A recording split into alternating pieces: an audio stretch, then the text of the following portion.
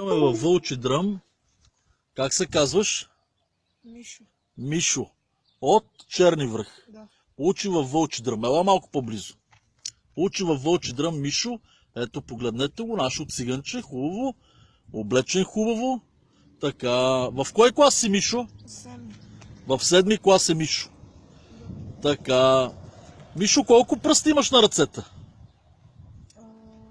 8. 8. Браво, Мишо. А на краката? 7. 7. Браво, Мишо. Покажи си ръцете да видят хората. Ето, тук са 4 и тук са 4. Така, 8 пръсти има Мишо. Мишо, ти си в 7-ми клас, нали? Да. Така, колко от 2 плюс 2?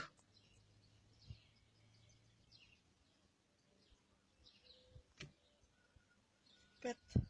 5. Браво, Мишо. Така, а 2 по 2? 4. А 3 по 1?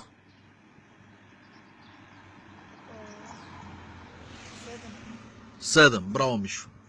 5 плюс 7 колко са? В 7-ми класи. 25. 5 плюс 7 са 25.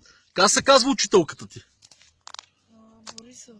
Борисова от Вълчи дръм. Да. Така, браво. На Борисова от Вълчи дръм. Коя е столицата на България?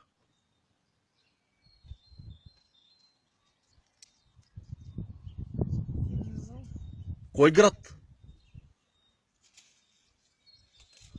Не знаеш столицата на България? Да. Азбуката знаеш ли? Не. Не ги знаеш азбуката. Да. А можеш ли да броиш? Да. Айде брой, до 10. 1, 2, 3, 4, 5, 6, 7, 8, 9, 10. Браво, Мишо. Ето може да брой Мишо от Черни връх, а учи в Вълчи дръм. Да. Браво, Мишо, госпожа му Борисова.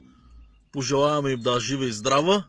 Все така да учи учениците от ромски происход. Нали, Мишо? Научила го само до 10. Научила ви е да броите до 10 в 7-ми клас. Да. Така. А не знаеш 5 по 2 колко са? Не знам.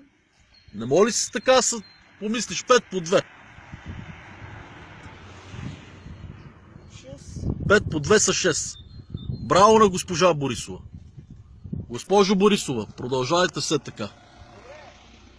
Айде, Мишо, помахай на госпожа Борисова. Благодаря и как те научила да сметаш и да пишеш. Кажи, госпожа Борисова, благодаря ви да сте живи и здрава. Госпожа Бориса, добре ли си жива и здрава? Така. Тя по български език ли е? Да. Ето, виж, научила те да приказваш. Добре. Жив и здрав, Мишо, и все така да се учиш. Айде, чао!